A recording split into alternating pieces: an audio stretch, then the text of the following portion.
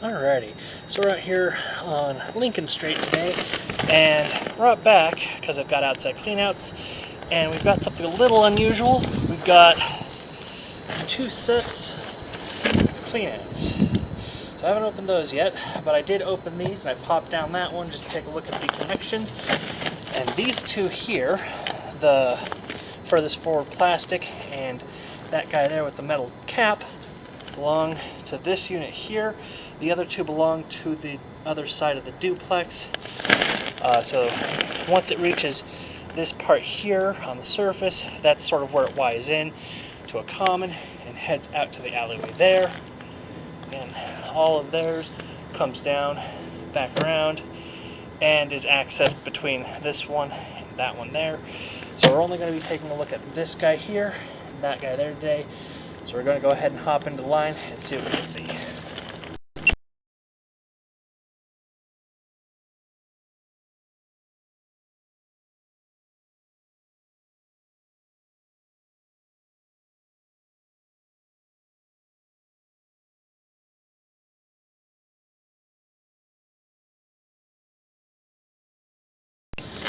Got a little bit of standing water underneath the cleanout there, and some minor roots, which is not surprising because I do have trees back here.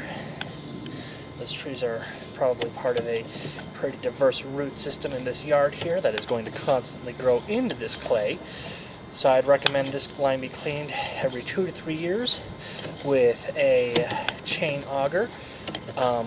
Could use a blade, but blades tend to be a little bit rougher on PVC, so I tend to lean more towards chain augers. The area underneath the cleanouts here is PVC, and it looks like we have a little more PVC back towards the house. We'll see more of that when we flip around and check out the back side, but so far everything is looking pretty good. Minimal roots, minimal settling, no cracks, no holes, nothing major. And here we're actually transitioning to Schedule 40 PVC at 35 feet, so that's going to be about where the garage or carport ends. We're going to get ready to dump down towards the city main here in a few feet. Yep, there's that turn.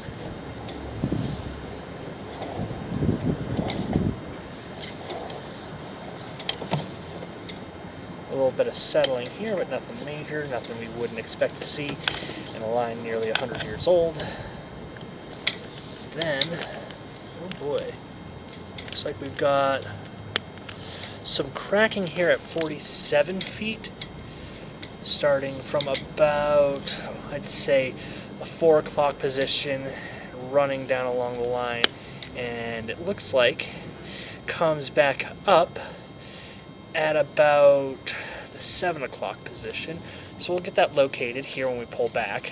I'm going to go ahead and push down to the main, make sure there's nothing else that could be causing us issues. And looks like they have done some work on the city main here. So that's fantastic. We've got PVC right here in the main. So I'm less worried about that, more worried about the cracking back here at 47. We're going to go ahead and pull back just a little bit behind it so we can have a more level camera with an easier read. It's going to give us a good depth. We're going to go ahead and flush a toilet here, check our flow, and then we'll drop a locate.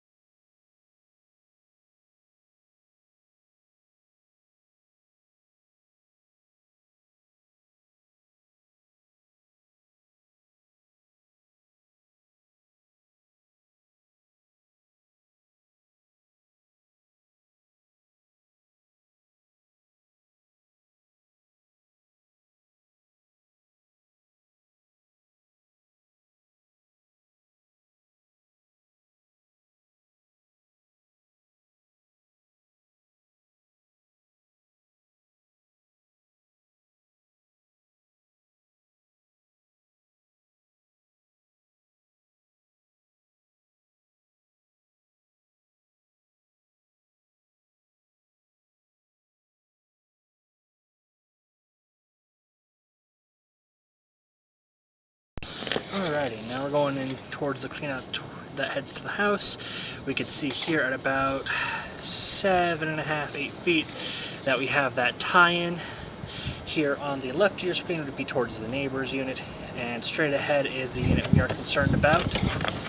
And back here at about 9-10 feet, we've got a transition back to clay.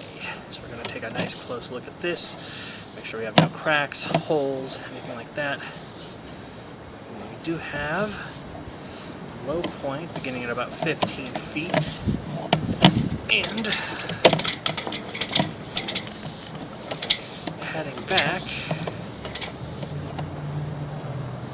to about, pull back here, make sure it's enough to cover the camera. Yeah, so 15 to 18 feet, we have a bit of a low point. Now, we did see good flow there out at the main, and this wasn't holding any debris. All the stuff that we see broken down right now is the stuff I've kicked up from going through the line. So I'm not too worried about this because, again, we had flow at the main, but I am going to note it, make sure that it is something that is cleaned for appropriately in the future.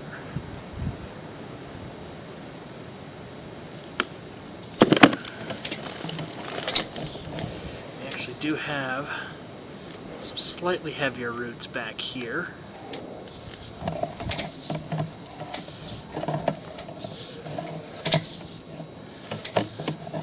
Should be getting close to our transition point here.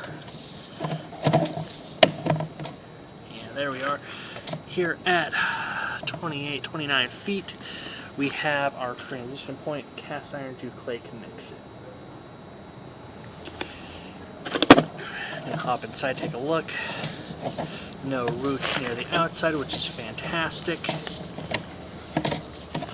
And looks like we've got a ABS tie-in for newer plumbing in the basement, which is fantastic to see.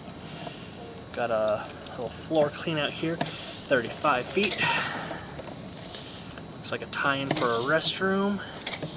And this should eventually push back to our main stack or kitchen line. Given the amount of grease we're seeing, I'm leaning towards kitchen line. Go ahead and push through here. Everything's smudged up.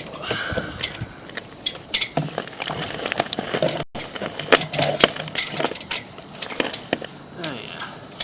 So we got a fair amount of grease built up back here, enough for it to start piling and push back. So I'm going to recommend that be cleaned out here from the kitchen line. Now we want to see it done from the kitchen line just because it's going to get the vertical, but it's also going to push everything in that line out to the main here, so we won't be missing too much. And that's going to give our clients here maybe 4 or 5 years of not needing to clean that kitchen line.